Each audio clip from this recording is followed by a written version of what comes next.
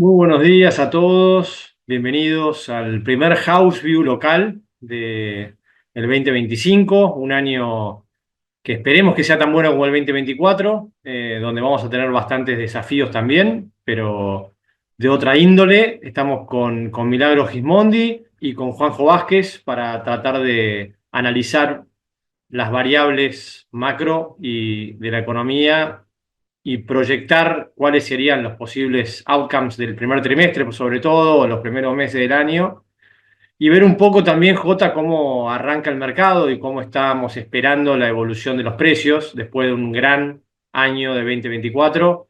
A ver cómo arranca este año, ¿no? Bienvenidos, buen día a los dos. Buen día, Buen día, Nico. Nico. Buen día, Mili. Sí, sí, vamos a hablar un poco de cómo estamos, ¿no? De cómo están los precios, qué vemos, dónde vemos potencial y bueno, si hay que subirse o no a la cresta de la ola o seguir a la ola, ¿no? Si no nos tapa el agua.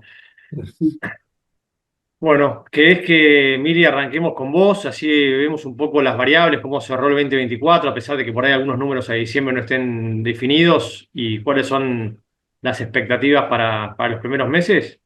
Dale, Nico, arrancamos. Esperen que comparto pantalla, avísenme si se ve bien. Se ve la presentación, denme un Sí, ahí se segundo. ve bien la presentación. Ahí está. Bueno, un poco lo que decías, ¿no? Fue un gran 2024, no solamente en términos de mercado, digo que eso está bien claro, sino también para la macro. Fue este semáforo que nosotros venimos mostrando ya hace rato con Martín, se fue pintando de más verde y si bien hay alertas, no son tan marcadas como por ahí a mitad de año, bueno, ni que hablar al principio del 2024. Se ve bien el semáforo, ¿no? Porque ya me pasó una vez que no compartí. Se ve perfecto. Perfecto. Entonces, simplemente para repasar el semáforo del mes, la situación fiscal, y que es, como decimos siempre, pero es el gran ancla del programa económico de la confianza, viene muy bien, con un superávit primario del 1,8% del PIB en el 2024 e incluso con superávit financiero del 0,3% del PIB. Hay que pensar que el año anterior había sido un déficit financiero del 4,4 en el 2023, o sea, se hizo un esfuerzo fiscal, una corrección de casi 5 puntos, la verdad que notoria, y eso fue lo que después desencadenó todos los logros en materia económica. Como decimos siempre, a monitorear son los intereses capitalizables.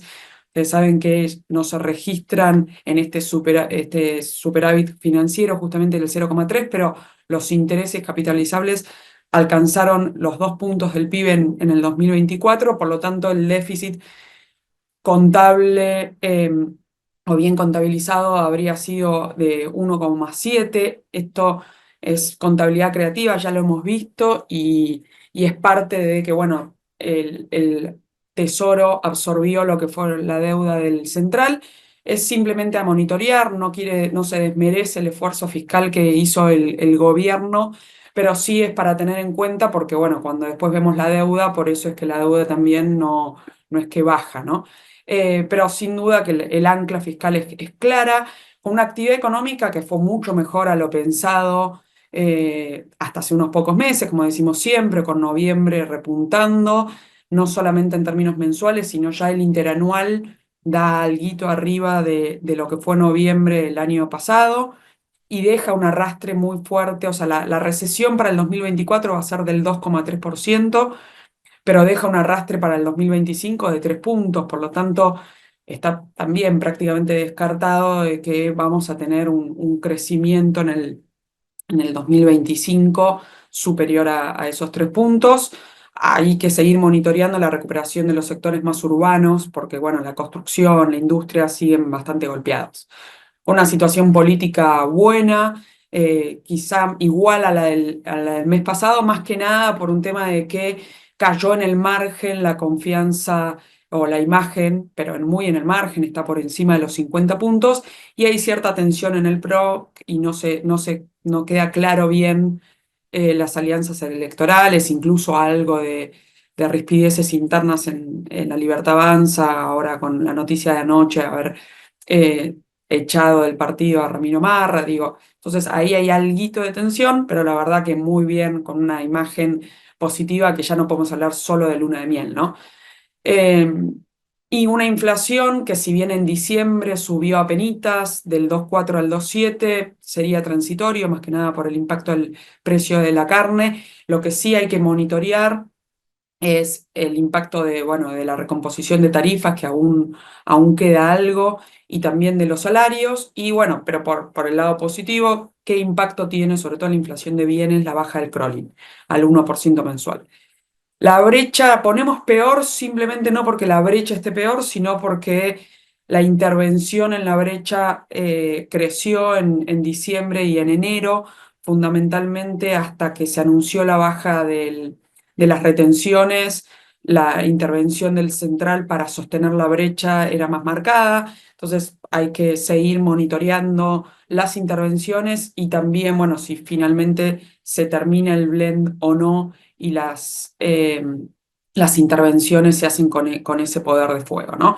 Las reservas internacionales, la verdad que mejor, siguieron creciendo, pero hay que seguir monitoreando y ahí viene, creo, y ahora lo vamos a mostrar, la pata cambiaria sigue siendo donde está la alerta, fundamentalmente con un escenario, o sea, con riesgos, que es la cosecha, pero por otro lado con noticias que podrían llegar a ser positivas, como la posibilidad de un acuerdo o no con el FMI.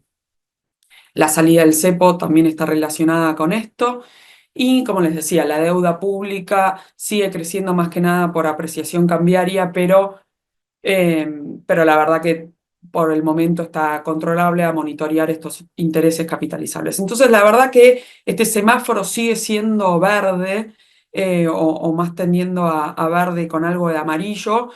Y aún con todas estas noticias, si bien en el margen un poquitito peor que lo que fue diciembre, el mercado, después de una baja muy fuerte del riesgo país de agosto a diciembre, en enero empezó a lateralizar el riesgo país, ¿no? Entonces ahí, bueno, nos preguntamos qué ve el mercado, que se puso un poquito más escéptico y sobre todo pensar si se puede ver algún tipo de reducción extra del riesgo país o no. Y continuar con el sendero de caída que se veía de agosto a diciembre. Y ahí nosotros entendemos que hay tres condiciones o tres variables grandes o grupos de variables a monitorear. Por un lado, que se tiene que seguir manteniendo este ancla fiscal, ¿no? Digo, como les decía antes, el resultado fiscal que pasó de déficit de más de 4 puntos a superávit de 0,3 es la gran bandera económica del gobierno, a pesar de que los ingresos cayeron un 6% real en el año, el gasto público cayó 27%, o sea, con un ajuste muy fuerte en obra pública, en transferencias a provincias, obviamente también en subsidios y por eso es que hubo una recomposición de precios relativos y aumento de tarifas. Y también un ajuste en lo que es jubilaciones, que es el gasto más fuerte del Estado Nacional. Pero esto, un superávit fiscal que ya todos conocemos, pero que de alguna forma para lo que es la historia argentina es prácticamente inédito, sobre todo el consolidado. También salieron ayer datos de las provincias también haciendo un esfuerzo fiscal muy fuerte, teniendo esto que ver con que, bueno, Nación le pasa menos recursos, las provincias también ajustaron fuerte sus gastos, o sea, por lo tanto vamos a ver probablemente un superávit consolidado en 2024, algo que se dio en los últimos 60 años solamente 6 veces. Cuando vemos el 2025 y esta condición o esto que no podemos tener como mala noticia es que se mantenga este superávit fiscal y este pilar está prácticamente asegurado, Nico, digo, si bien vamos a tener una caída por el lado de la recaudación, porque ahí, o sea, no tenemos más el impuesto país, el blanqueo ya no está, o sea, nos quitó algo de recursos de estos años y la moratoria, entonces vamos a tener una caída en la recaudación y también algo de más gasto en jubilaciones y aguache por fórmula de recomposición. La realidad es que tanto el crecimiento que aportaría más recaudación, 0,6 de recaudación y además algo menos de intereses de la deuda. Los intereses pasarían de 1,5 del PIB a 1,3. Entonces ahí tenemos, recuperamos parte de esta caída que se vio, que tenemos por impuesto país. Y después sí tenemos o sea, esperamos algún tipo de ajuste adicional, pero nada que ver a lo que fue 2024, el ajuste grande ya se hizo, con algo de reducción de subsidios y la actualización que ya se viene haciendo del impuesto a combustibles, que aportarían otros 0,7 del PIB para llegar a un equilibrio financiero en el 2025. Nuevo, prácticamente asegurado, por supuesto, esto es un año electoral, entonces nada está asegurado, pero la fortaleza y la disciplina fiscal es lo que menos se pone en duda de cara al 2025. Obviamente que, por ejemplo, la medida que después vamos a comentar de la baja de retenciones impacta sobre esto, pero es 0,1, 0,15 del PIB. Entendemos que se puede hacer algún ajuste adicional en el gasto y que el superávit fiscal estaría asegurado o por lo menos el equilibrio fiscal en el 2025. Esta es una condición, o sea que nunca puede haber una señal que, que manche este pilar, ¿no? Y no parecería ser que vayamos a tener malas noticias por este lado. La otra condición fuerte que probablemente se necesite a la hora de, bueno, si hay un impulso extra de baja de riesgo país, tiene que ver con las elecciones.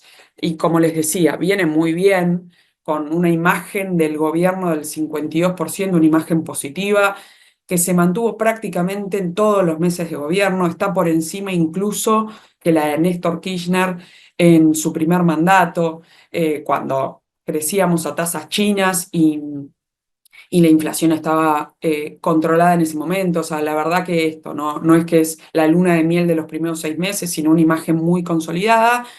Pero bueno, es Argentina y hay que seguir monitoreándola. Ahí también aclaro esto de que hay una diferencia entre el interior del país y el GBA. Esto en parte tiene que ver con, bueno, un arraigo político partidario mucho más fuerte del peronismo en el GBA, pero también con las dos velocidades que muestra la economía, ¿no? Entonces esto es algo a monitorear. De todas formas, 45% de imagen positiva en el GBA también es un muy buen dato para el gobierno, un muy buen dato que viene anclado fundamentalmente en logros económicos, ¿no? Que la inflación haya bajado de un ritmo mensual del 15% en el cuarto trimestre del 2023 al 2,6 con la que terminamos el cuarto trimestre del 2024, es el gran logro más de bienestar que se le ha dado a la gente y esto tiene su correlato en la imagen del gobierno. Es cierto que esta inflación viene a dos velocidades, o sea, con una inflación de bienes al 2% y una inflación de servicios que todavía corre al 4%, pero también hay que considerar que para lo que es la inflación del IPC nacional, los bienes son casi el 70% de la canasta. Por lo tanto, que la inflación de bienes venga al 2 es muy bueno y por eso también es que se intenta bajar aún más esta inflación de bienes bajando el crawling al 1% y ahora eso lo vamos a ver. Pero entonces, la baja de la inflación es lo que da este impulso de esta imagen positiva tan importante. Se recuperan los salarios reales, el salario privado registrado ya está en niveles del año, o sea, del noviembre del 2023. En el interanual, por supuesto que todavía acumula una caída porque en el promedio anual se ubicó por debajo del 2023, pero bueno, ya recuperó gran parte de la caída, con el público obviamente retrasado porque eso es parte del ajuste. Además, se recupera el crédito, tanto en pesos como en dólares. En pesos viene creciendo a tasas mensuales reales todos los meses. Y en dólares no solamente es buena noticia para la actividad económica y para el crecimiento, sino además porque trae alivio cambiario y eso lo vamos a ver en la tercer pata. Entonces hay una recuperación del crédito, una recuperación de los salarios que se termina trasladando también en que pasó la recesión, ¿no? Pasó la recesión de una forma más rápida de lo esperado y no solamente más rápido, sino de de menor magnitud a lo esperado. Se esperaba una recesión en torno a 4 puntos en el 2024 y va a terminar siendo de 2 y algo. Entonces, una recesión que fue mucho más corta y profunda de lo esperado, dejando un arrastre para el 2025 muy bueno de 3 puntos. Obviamente, como les decía, con 2 velocidades, esto lo venimos marcando siempre, y en parte por eso también la recesión fue más chica de lo esperado, porque bueno, tanto el agro por el fin de la sequía como minas y canteras vienen muy muy bien, y los sectores urbanos como construcción e industria bastante peor y más rezagados, pero la realidad es que la recuperación económica terminó siendo en B, contrario a lo que pensábamos muchos economistas, con un diciembre que es muy probable que la tasa interanual de crecimiento sea en torno al 4%, y esto tiene que ver también con que el diciembre del 2023 cayó fuerte producto de la devaluación de ese momento. Entonces, son todas buenas noticias, por así decirlo, desde el lado del bienestar. Menos inflación, más crecimiento, o por lo menos menos recesión. El pilar de las elecciones viene bastante firme, salvo que haya alguna nueva mala noticia. Entonces, condición 1, mantener el superávit fiscal prácticamente asegurado. Lo electoral no está completamente despejado, siempre es largo el calendario electoral, pero parecería que viene bien por las variables económicas. La condición 3, ¿no? La pata cambiaria vuelve a ser lo que prácticamente todas las presentaciones con Martín señalamos, porque es así, ¿no? Digo, el acumular reservas es lo que viene siendo más complejo, y probablemente lo que nos dé menores buenas noticias en el 2025, más allá de alguna recuperación que se observe, es donde ponemos el foco en el seguimiento. Y esto tiene que ver con que el saldo comercial fue muy, muy bueno en el 2024, y se recuperó de un déficit del 2023, con un agro que aportó 12.000 millones más, con una recesión que significó 8.000 millones menos de importaciones, y con una energía que también aportó 6.000 millones. O sea, todas buenas noticias para este superávit comercial, que para el 2025 vemos muy bueno también, pero menos, ¿no? ¿Por qué? Porque ya el agro aportaría algo menos que lo que fue el 2024, y ahora lo vamos a ver, y vamos a ver escenarios de sequía o cómo viene la cosecha. La recesión ya no va a estar, o sea que no vamos a tener este impulso estas menores importaciones, y la energía sí probablemente nos dé todavía mejores buenas noticias, porque se espera que el superávit energético sea entre 7.500, 8.000 millones, o sea que un adicional versus 2024 de 2.000 millones. O sea, con todo esto, hoy el escenario que manejamos es de 12.000 millones de superávit comercial, que es algo muy bueno, pero como sabemos, no es lo único que hay que mirar. ¿Por qué? Porque lo que es el resto de la cuenta corriente, ya a partir de la segunda mitad del año 2024 empezó a mostrar los signos de la apreciación cambiaria, ¿no? Con un saldo de servicios que se empezó a hacer deficitario, con lo que es la cuenta rentas e intereses, obviamente, que se pagan. Entonces ya empezó a dejar de dar buenas noticias. Empezó, o sea, o hubo un impulso adicional en octubre y noviembre, y algo menor en diciembre, pero estuvo fundamentalmente porque, o sea, y por eso el Banco Central pudo comprar. ¿Por qué? Porque el resto y los préstamos, esto que veíamos, que los préstamos en dólares, y esto como consecuencia del blanqueo, se impulsaron en octubre y noviembre y explicaron gran parte de esas compras. Si no, todo lo que era el mercado cambiario, si quieren, más tradicional, o que podemos hacer un seguimiento más directo, en octubre y noviembre hubiese sido bastante más acotado, con compras del 65 millones o 189 en noviembre, cuando terminaron siendo de 1.600 millones. Este gran impulso de las compras del central tuvo que ver con lo financiero y el impulso de préstamos, ONs y demás, que ya venimos comentando. Bueno, este es mucho más dependiente de las tasas, de la posibilidad o no de hacer carry, entonces es más difícil de ver. Y la pata de el agro, bueno, energía viniendo un poco mejor, pero agro y resto COMEX va a ser menor que en el 2024. Entonces, por eso esta condición, que es la de acumular reservas, la vemos un poquito más floja, fundamentalmente porque se ven síntomas de apreciación cambiaria bastante marcados. En enero, y esto es dato, ya el consumo de tarjetas de crédito en dólares viene por encima de lo que fue enero del 2018, 790 millones versus 740 de enero de 2018, cuando el déficit de turismo en ese mes fue de 1.300, por lo tanto esperamos un déficit de turismo en enero similar al de enero de 2018. Esto le pone presión a la cuenta, a la acumulación de reservas. Y además de estos síntomas de apreciación cambiaria, tenemos un real que nos pone una tensión adicional. Por suerte, este real aflojó un poco en enero y lo vemos como que, bueno, dentro de lo malo que claramente fue toda la apreciación del real del año pasado, que además de nuestra inflación y el tipo de cambio fijo o fijo con pendiente positiva del 2% del año pasado, bueno, el real nos ponía una presión extra, por lo menos aflojó un poquito en el margen.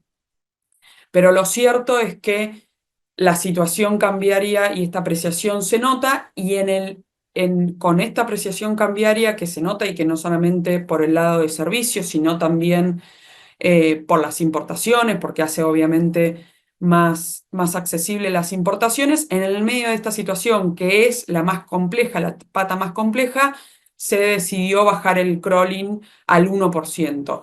¿Por qué se hizo esto? Probablemente porque se busca fortalecer la pata electoral o de baja de inflación, ¿no? Porque bajando el crawling del 2 al 1, lo que se busca es que la inflación de bienes, que como les decía venía al 2%, también vaya convergiendo al 1. Si eso se da, con una inflación de servicios algo por encima de la de bienes, eh, tomemos por ejemplo al 2,5%, y esto tiene una explicación, que es que las paritarias están en torno al 2%, algunos como la UOM cerró en 1,5, pero en general están en este trimestre más en torno al 2, o como por ejemplo, no sé, gastronómicos al 6, o sea, hay algo todavía de recuperación del salario real que le pone algún freno a lo que es la inflación de servicios, y también la recomposición de tarifas, te lleva a un IPC general del 1,5 ya para junio del 2025. Entonces, buscando eso, es que se bajó el crawling. Hay que obviamente monitorear que tenga ese impacto en la inflación de bienes buscado, pero lo más probable es que eso se dé con una inflación en diciembre del 2025, bajo este escenario, que estaría en torno al 24%. O sea, la verdad que nuevamente un gran logro en materia de bienestar de la población, pero esto obviamente le genera una tensión extra a la pata cambiaria, porque se vuelve a ensanchar la diferencia entre inflación y tipo de cambio, y vuelve a generar un extra de apreciación cambiaria.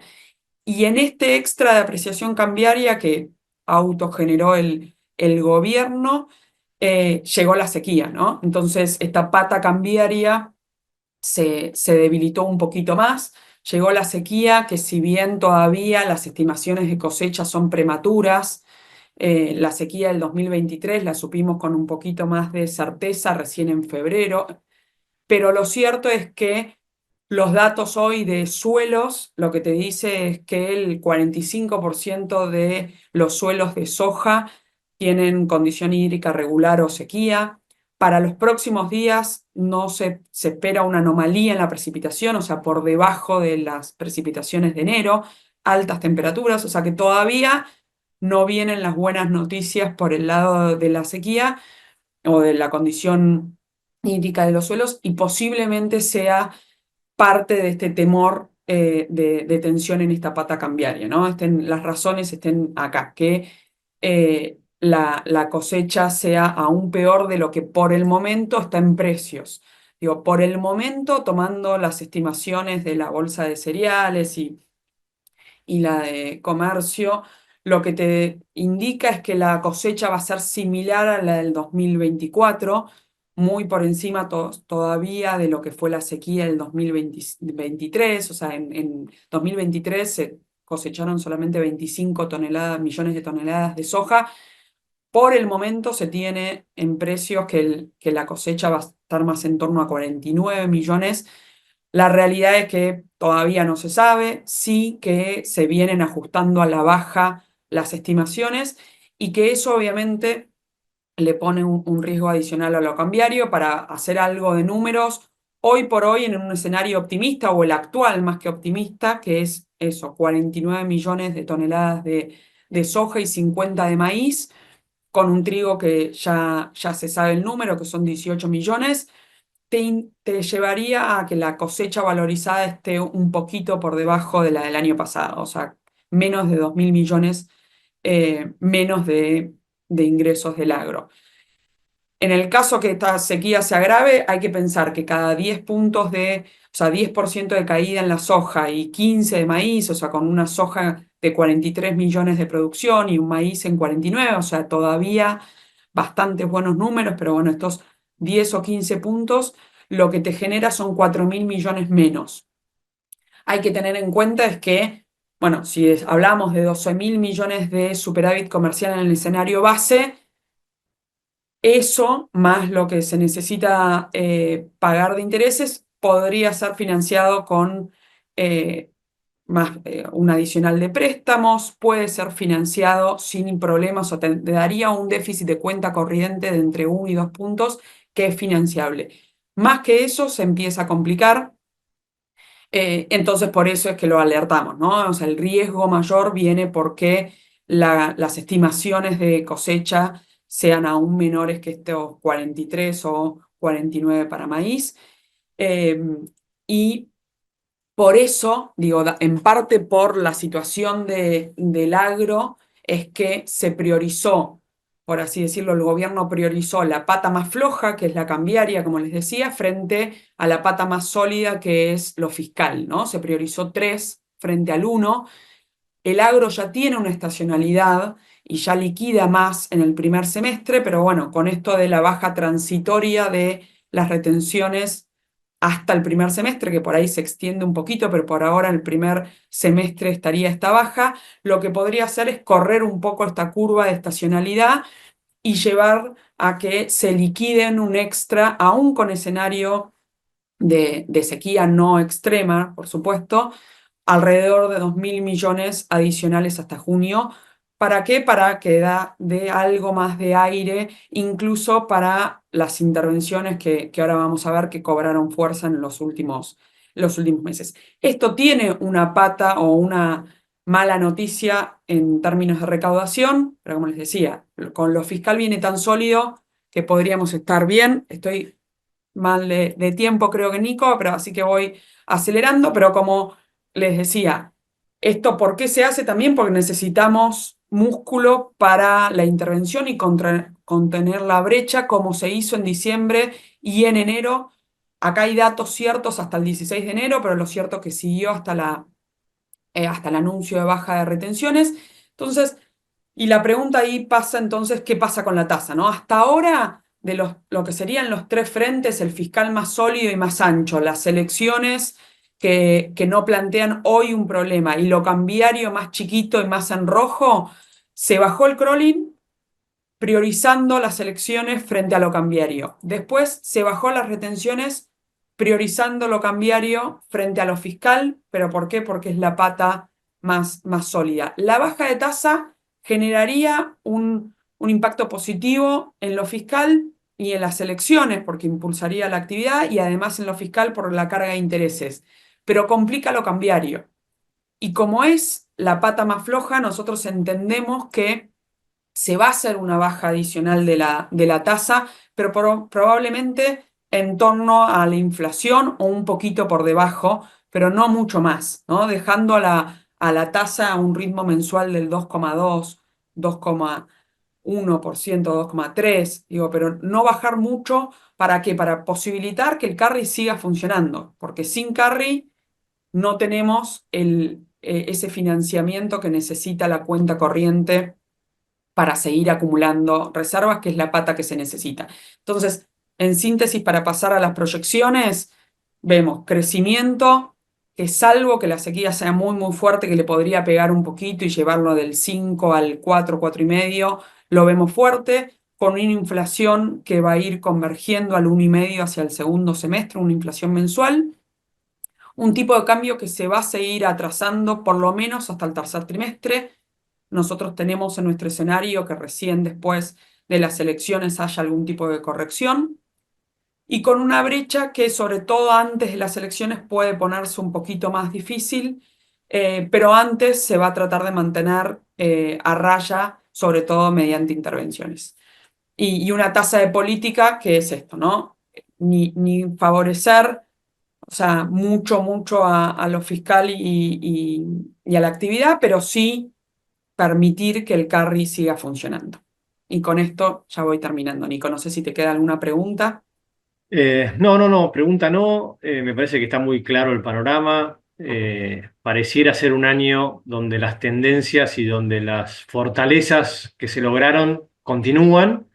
Y bueno, siempre existe la volatilidad o la exposición al clima en Argentina, particularmente, dependiendo tanto en lo que es el ingreso de divisas y de la balanza respecto de lo que es las exportaciones agropecuarias, que bueno, ojalá que llueva durante Pronto. los meses que quedan para que la cosecha sea lo mejor posible y tengamos menor volatilidad en ese frente. El Con un único que adicional, sí. discúlpame, un adicional que es la energía, ¿no? Digo que si bien no es que va a ser, no va a compensar, pero estábamos hablando de eso, de 2.000 millones más como mínimo, y eso puede generar también, y aparte no tiene estacionalidad, digo, la energía es un factor que no es menor, no lo fue en el 2024 y en el 2025 incluso puede ser traernos aún mejores noticias. Correcto, eso sería mejoras todavía, seguiría mejorando. Lo único que agregaría por ahí, que no comentamos, es que hay mucho rumor con respecto al acuerdo con el Fondo Monetario, con respecto a si Argentina logra firmar un nuevo acuerdo, si el programa es con desembolsos nuevos o no, si es solamente para refinanciar los vencimientos de este año. Bueno, la realidad es que no está claro todavía, el gobierno se muestra cerca del fondo, después en Twitter dice que todo lo que dicen todos los periodistas está incorrecto. Digo, nosotros creemos que este año no es un año bisagra para lo que sería un nuevo acuerdo con el fondo, si es que se mantienen todas las variables como venimos marcando, porque el peso de los intereses no es tan pesado realmente, o sea, el peso de los intereses no es tan importante en cuanto a lo que es las divisas que se necesitan para llegar a un nuevo acuerdo en una instancia con un Congreso quizás más favorable. Entonces, por el momento no vemos un cierre inminente ni nada. Por ahí Juanjo nos comenta algo después en su presentación y ya te paso, Jota, porque te estoy dejando Dale, poco dale. tiempo, así que vas a tener que acelerar hoy un ratito. Arrancamos y acelero. Y bueno, en parte, ¿qué quedó el mercado? ¿No? Vamos a ir rápido. Venimos obviamente de una compresión de riesgo país enorme, estaba en 1.650 puntos, llegó con el pago del cupón a 560 puntos básicos, se ve en el gráfico superior en la línea marcada, en un contexto en donde vino comprando muchas reservas. Ahora vamos a ver, creo yo, una lateralización entre los 650 puntos básicos y 550 puntos básicos. Ayer cerró en 611. Para enfocarnos de arranque a lo que es el dólar cable, bueno, es lo que decía Mili, ¿no? Fíjense en el gráfico inferior cómo aumentó el ritmo de intervención en el mercado. Yo tengo que hacer un comentario. Ya en noviembre, la última vez que hablamos, pensaba que iba a ser un diciembre tranquilo. El salto del real precipitó a esta decisión del gobierno, donde, bueno, para que no pase los 1.200 pesos, el dólar intervino con 325 millones y hasta el 16 de enero 620 millones, que era lo que mostraba Mili. Bueno, esta voluntad del gobierno de que no pase los 1.200, obviamente se va a mantener mientras siga comprando reservas. Ya vino comprando en lo que va de enero 1.560 millones de dólares, algo vendió ayer. Y bueno, ¿qué va a pasar en el corto plazo? Yo creo que esta tendencia se va a continuar en línea a lo que decía Mili, ¿no? Con el crowding al 1% mensual a partir de febrero. Vamos a ver hoy seguramente la reunión del directorio del Banco Central si modifica la tasa de política monetaria. hoy es del 32% anual, te da 2,666 mensual, seguramente la baje entre 300 y 400 puntos básicos, pero a lo que voy, es tanta la brecha entre la devaluación que va a una TNA del 12% anual y la tasa de política monetaria que hoy es del 32% anual, de TNA seguramente va a ser de 28, 27. Bueno, ese spread que hoy es de 20 puntos va a llevar a que le dé la continuidad, como decía Mili, al carry trade, permitiendo que la deuda comercial se siga incrementando y que se siga incentivando el aumento de préstamos en dólares por prefinanciamientos.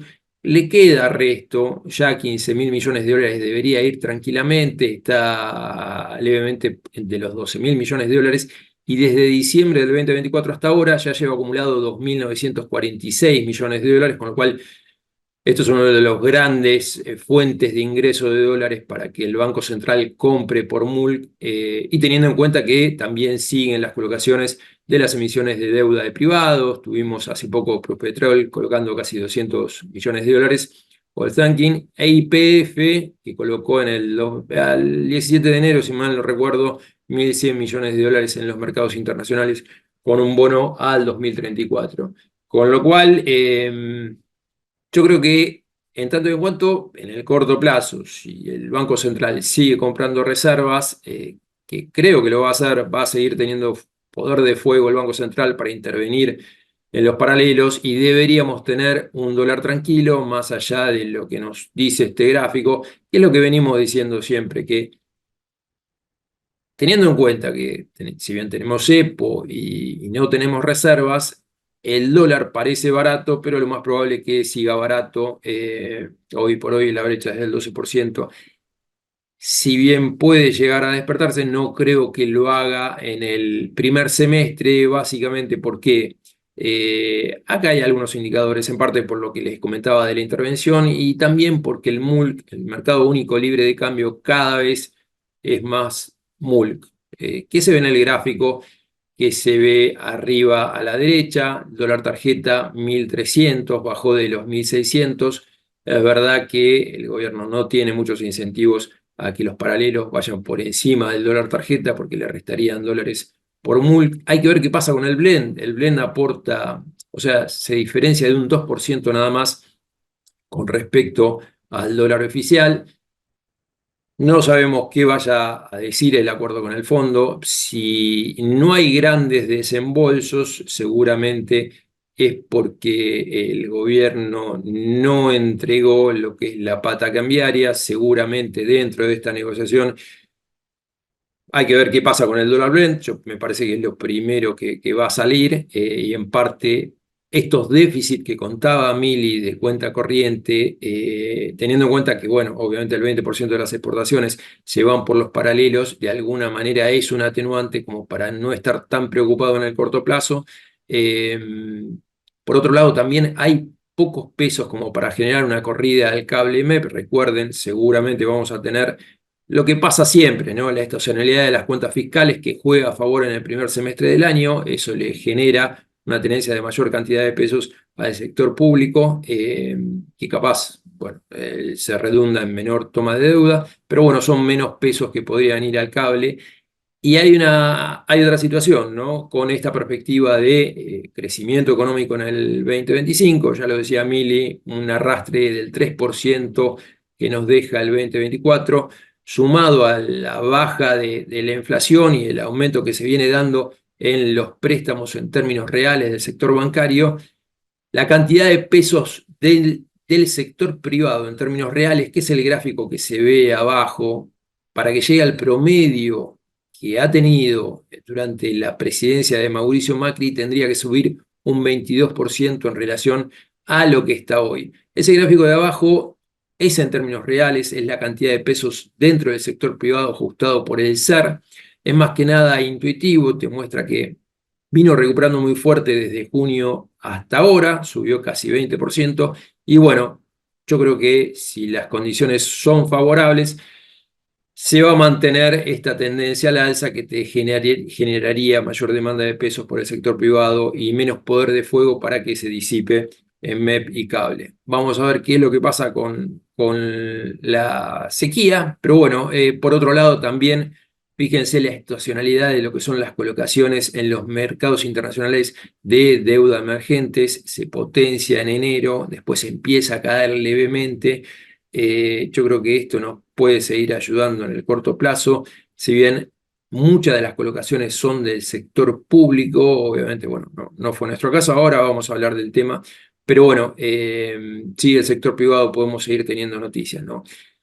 En lo que son las tasas, para ampliar un poquito este escenario de que lo más probable es que veamos por lo menos una consolidación de la fuerte baja que hubo en el riesgo país, tenemos que decir que el escenario internacional sigue siendo favorable, a pesar de el salto que hubo en la TENIAR, que ahora se atenuó, había llegado a casi 4,8%, ahora está en 4,5%, fíjense lo que es los bonos triple C, que es algo que siempre menciono que es el termómetro en cuanto a la demanda de activos de riesgo en lo que es renta fija internacional. El spread siguió comprimiendo respecto a los treasuries, ahora de los triple C está con un spread de 521 puntos básicos. Nosotros estamos solamente en 100 puntos, 113 puntos básicos por encima de este spread de los triple C. Había llegado a prácticamente cero cuando se pagó el cupón de enero, del 9 de enero. Obviamente, ¿qué pasa ahí? Nosotros esperábamos que se dé el punto máximo porque el mercado se anticipa. La reinversión de esos fondos te iba a generar un pico, después se desplazó 70 puntos, no es tanto, no es tanto lo que se desplazó. Muchos hablan de la posibilidad de que coticemos como los bonos B. Esto pasó a comienzos de enero, recuerden ahí Caputo había podido colocar 9.500 millones de dólares de deuda. No se contemplaba el riesgo de la sequía, que sí lo hubo en el 2018, y bueno, la Fed empezó a subir tasas con una política fiscal, que obviamente por el gradualismo nos llevaba a necesitar cada vez más recursos, pasó lo que pasó.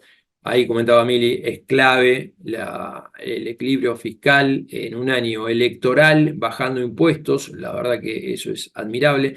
Ahora bien, para que lleguemos a una instancia inferior a la que estamos ahora, es clave la situación de las reservas, ¿no? Las reservas netas están en niveles de menos 4.500 millones de dólares después del pago de enero, con lo cual tenemos que haber modificaciones en cuanto a eso. Sería ideal una colocación en los mercados internacionales, pero me parece poco factible. Poco factible. Moody's modificó la calificación de la deuda argentina de CA a CA3, son buenas noticias.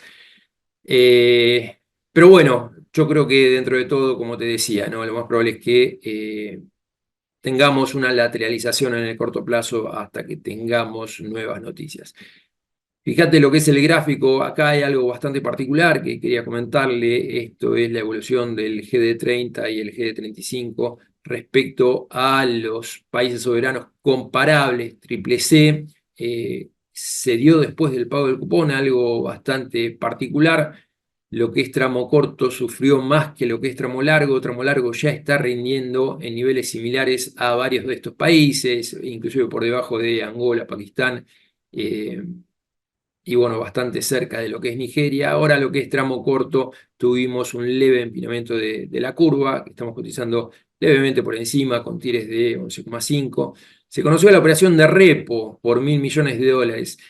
Recuerden, fue una tasa de 8,8%, los bancos habían ofrecido 2.850 millones de dólares. Yo pensaba que con esto iba a aplanarse un poco la curva, no se dio.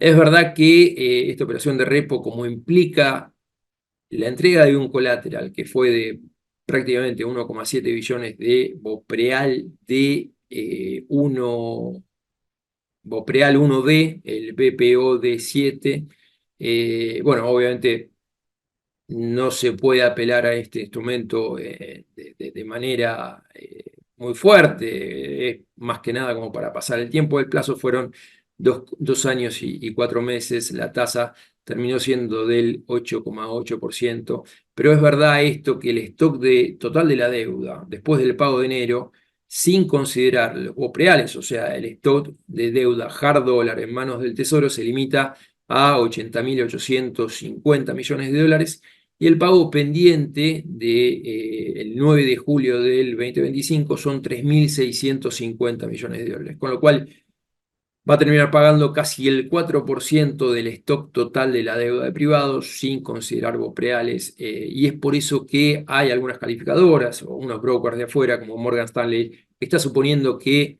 después de mediados de 2025 Argentina podría llegar a colocar 3 billones de dólares a largo plazo a tasas obviamente inferiores a lo que son ahora. Hay que ver qué pasa ahí, porque la verdad que el ruido electoral con las elecciones en octubre me parece que lo puede llevar a ser complicado, pero bueno, lo que es clave como para pensar en un descenso superior al que tuvimos en la curva de rendimientos soberana es la situación de las reservas y eso se cambiaría con la colocación de deudas en los mercados internacionales. Es verdad, el driver de corto plazo también podría llegar a ser un acuerdo con el fondo, pero hay que ver qué implica ese acuerdo, si hay desembolsos. Si hay desembolsos lo veo difícil, seguramente va a quedar para después de las elecciones, porque seguramente van a exigir modificaciones sustanciales en lo que es la política cambiaria. Ahora, si no hay grandes desembolsos, seguramente va a estar enfocado en la eliminación del blend y la disminución de los plazos para las restricciones cruzadas entre MULC y contado con liquidación o MEP, que hoy es de 90 días, seguramente antes de la cosecha lo termine bajando el gobierno a 60, 45 días. Esta es especulación mía, no sé qué es lo que vaya a pasar, pero bueno, sería lógico que ante un ingreso esperado de dólares por la cuenta comercial, flexibilice un poco más el cepo, como lo viene haciendo durante todo el año pasado, ¿no? Y bueno, queda por ver qué pasa con el tipo de cambio nominal. Lo más probable es que con esta intención de bajar la nominalidad que está enfocado el gobierno para llegar a las elecciones con baja inflación y una demanda motorizada en parte por el crédito que viene de niveles muy bajos y recuperación del salario real, es una bandera que no va a entregar, pero bueno, vamos a ver qué es lo que pasa. Corto plazo, largo plazo, haciendo este ejercicio respecto a los comparables triple C, sacando Bolivia, Ucrania, Ecuador, no hay mucho más para ganar en el tramo largo respecto al tramo corto. Las tires objetivos son de tramo largo 8, 8,5% perdón, tramo corto 8, 8,5%, tramo largo 9,6%. Fíjense, la compresión sería una ganancia de 10%.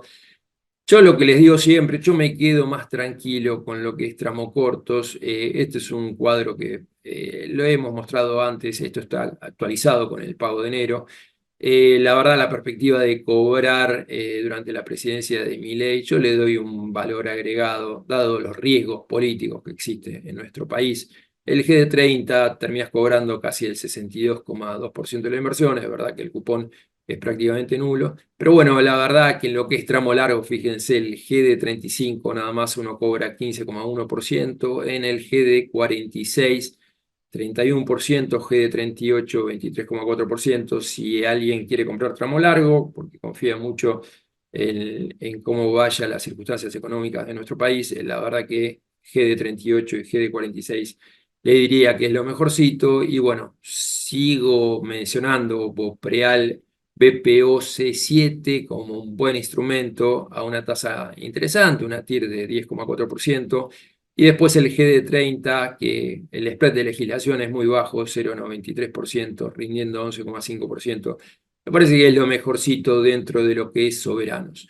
Voy a aumentar el ritmo, hoy faltan 5 minutos. Provinciales. Bueno, provinciales no sufrieron la variación de este leve repunte de riesgo país y lo que les mostraba el empinamiento, leve empinamiento que hubo en la curva de soberanos. La verdad que los rendimientos son interesantes, dado la solvencia que tiene. Seguimos haciendo énfasis. Santa Fe, Mendoza, Córdoba con el CO24, fíjense, Salta, Jujuy, son interesantes. El BA37 es solo para los más arriesgados. Bueno, fíjense, la verdad que lo que son los rendimientos de los subsoberanos siguieron comprimiendo, los resultados financieros fueron muy buenos.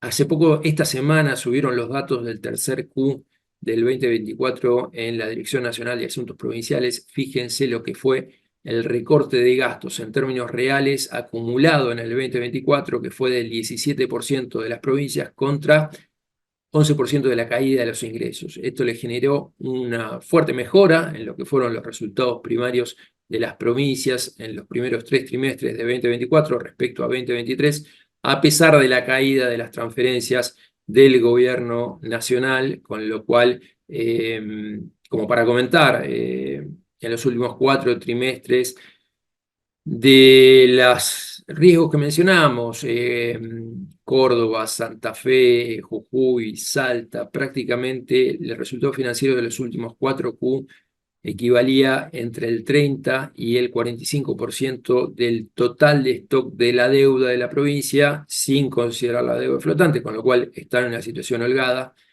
Todos los riesgos que se habla de modificar ingresos brutos, vamos a ver cómo lo manejan, pero dentro de todo lo manejan desde una situación de caja muy favorable, lo que es corporativos.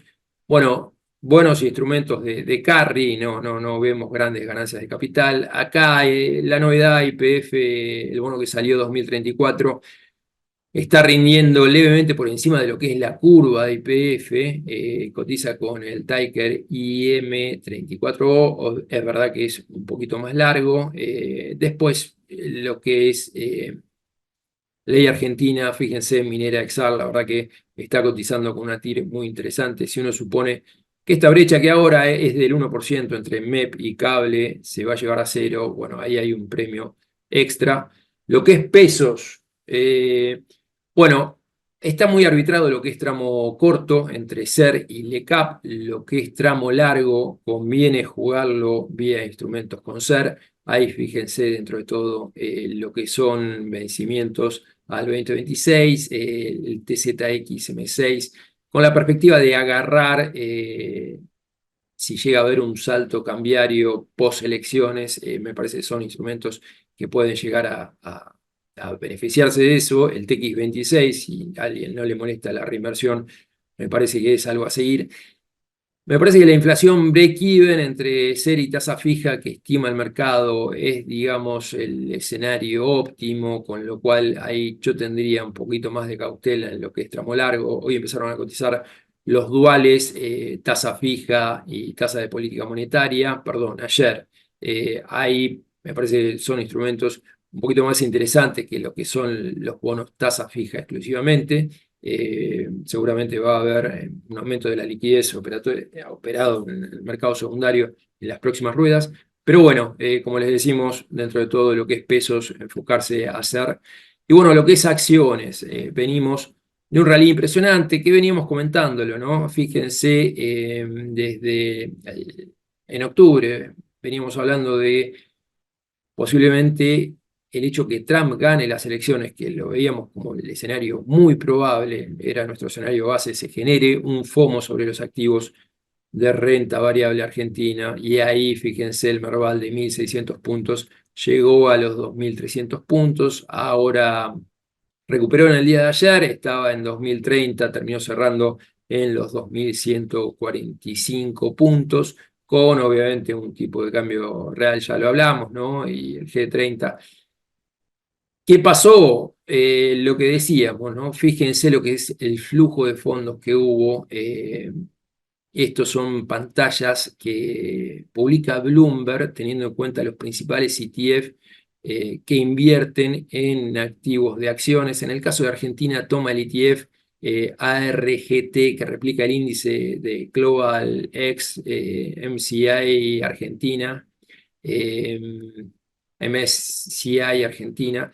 Fíjense lo que son los flujos. En lo que fue noviembre entraron 282 millones de dólares, diciembre 209 millones de dólares, enero sigue entrando flujos 145 millones de dólares y en todo 2017 había entrado solo 119 millones de dólares. Yo creo que siga entrando este nivel de flujos tan agresivo como vino mostrando en los últimos meses, me cuesta verlo, pero bueno, puede llegar a pasar. Fíjense también el caso de Brasil. El egreso de flujos fue tremendo. En agosto habían salido 740 millones de dólares. Este contempla más ETF, además del EWZ. En noviembre y diciembre también fueron muy fuertes las salidas, casi 200 millones de dólares mes, y bueno, se descontinuó en enero, en parte por lo que le comentaba, que suele estacionalmente haber mucho flujo para emergentes. Hay cosas interesantes en Brasil. Ayer subieron la tasa Selic a 13,25%, van a subirla 100 puntos más en la próxima reunión. Pero bueno, fíjense, EWZ con nivel de más de 10%, un tipo de cambio real del real brasilero que ha llegado solamente 10% por debajo de los picos de la pandemia de 2020 y la crisis en el 2002 cuando asume Lula, te da una certeza de que estás entrando con un real medianamente barato y un divenil de 2 dígitos. Es interesante, también New Holding es como para mirar si alguien quiere apuntar a Brasil. Y bueno, y acá en Argentina, como les comentaba, ¿no? Mucho de lo que estamos pagando ahora contemplan un escenario optimista, ¿no? O sea, está descontado gran parte del escenario óptimo en estos niveles de 2.150 puntos del Merval, con lo cual hay que estar invertido en historias que uno quiera de largo plazo. En el corto plazo puede haber, dado los niveles que alcanzamos, grandes riesgos. Fíjense la diferencia que hubo, ¿no?, entre lo que era el Merval prepaso en niveles de poco menos de $1.000 y riesgo país de 900 puntos. Ahí el tipo de cambio real estaba con un mercado unificado 20%, no, 15% más depreciado de lo que lo tenemos ahora. Y bueno, ahora estamos con el riesgo país de 611 puntos. Y estos niveles de 2.150 puntos y el tipo de cambio real en los máximos, estos son datos del 2018 hasta ahora, en los máximos registrados, ¿no? Vamos a ver qué es lo que pasa. Baja de riesgo país que sigue estimulando esto en el corto plazo, no lo veo. Es verdad que, bueno, un acuerdo con el fondo nos llevaría a tener un impulso adicional, pero me parece que lo más probable es que vayamos a una consolidación o de alguna manera a buscar este soporte del quiebre de los 1.850 puntos que tuvimos bueno, la resistencia que tuvimos en enero del 2018. Lo más probable es que estemos oscilando en este rango, ¿no?, de 2.200 puntos, 1.800 puntos en el corto plazo. Y en parte, ¿por qué? Porque los ratios son desafiantes. Es verdad que, bueno, yo termino mirando esto cuando el mercado entra en FOMO, nadie lo mira, pero bueno, son ratios que dentro de todo te llevan a tener algo de cautela. Hay historias interesantes, Pampa lo venimos diciendo, en niveles de 75, yo me sentiría más cómodo para entrar, pero bueno, es interesante teniendo en cuenta futuro. Fíjense todos los múltiplos, más considerando 10% de brecha, estamos en casi promedio sacando lo que son las energéticas de 10 de Enterprise Value EBITDA. Por eso hay que tener cierta cautela o hay que invertir pensando en el largo plazo si uno quiere entrar ahora. Algo que miraría en este 2025, ya me pasé, pero bueno, voy a acelerar. Fíjense, en Arsa va a estar poniendo en venta sus activos, esto es casi el 25% que tiene Transener, tiene el 51% de Citelec, lo que es la central térmica San Martín y General Belgrano. Si llegara a tener un buen resultado electoral, como lo comentaba Mili, que la intención de votos marca que estaría por encima del 50%, seguramente post elecciones va a avanzar con lo que quiso avanzar en la ley de bases original, que lo planteaba en 2 artículos que ahí están mencionados, si mal no recuerdo, el 61 y el 53, perdón, el 56 y el 61, que es transferir al Tesoro las tenencias del FGS, consolidando los activos financieros del sector público y eliminar las restricciones que tiene el FGS en cuanto a cuánto tiene que invertir por cada instrumento. Recuerden, las tenencias de acciones del FGS es algo como para tener en cuenta, más que nada viendo qué puede llegar a pasar a futuro, ¿no? Y la última, porque ya sé que me pasé, bueno, fíjense Vista, la verdad que tuvo un año espectacular, va a terminar registrando un incremento de la producción de casi el 15% en el cuarto Q respecto al tercer Q del 2024. El tercer Q también había crecido el 15%.